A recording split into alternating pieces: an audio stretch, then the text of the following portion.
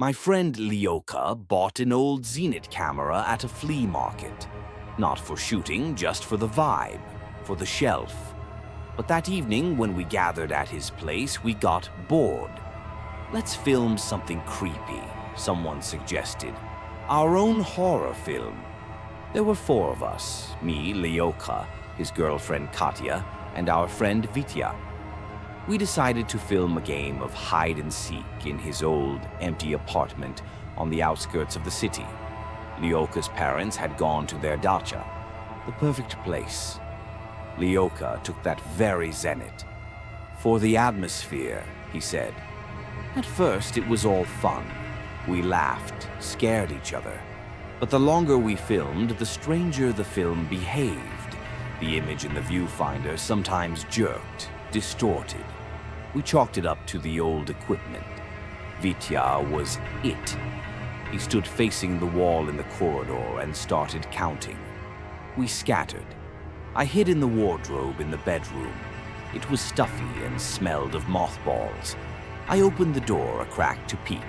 Through the slit, I could see a sliver of the corridor. Vitya finished counting. I held my breath. I could hear him walking through the rooms.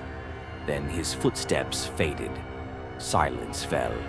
A silence that was too quiet. And then I saw her.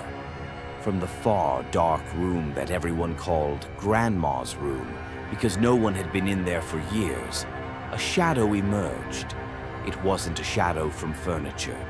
It was a thick, dense blackness, resembling the silhouette of an unnaturally tall and thin woman. It didn't walk, but glided smoothly along the corridor, not touching the floor. My heart stopped. I couldn't move. The shadow floated past my wardrobe and turned the corner, into the living room where Katya was hiding. A moment later, I heard a stifled scream. Short, cut off, as if someone had choked it.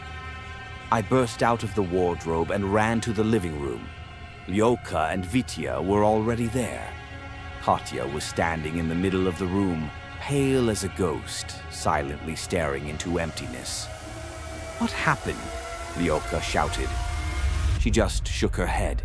"It seemed," she whispered, but her eyes were filled with animal terror. We decided we'd had enough. Pale-faced, we gathered to leave.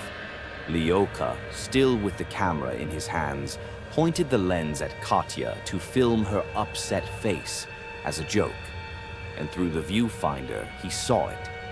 Right behind her back, from the wall, that same shadow was slowly seeping out, wrapping around her shoulders like a veil. And the reflection in Katya's eyes wasn't her own. Lyoka screamed and dropped the camera. The film cartridge popped out and got exposed. We ran out of the apartment, not caring about the path. The next day, we all met at a cafe. We decided it was a mass hallucination. We blamed it on fatigue and overactive imaginations. Only Katya was unusually quiet. As we were leaving, I accidentally bumped her purse. It fell, and a small, tarnished silver locket rolled out. We had never seen it on her before. She grabbed it so fast as if it were something alive. "What's that?" I asked. She looked at me, and for a second that same not-her expression flashed in her eyes. Cold and ancient. "A souvenir," she said and smiled. Too widely. "From that party."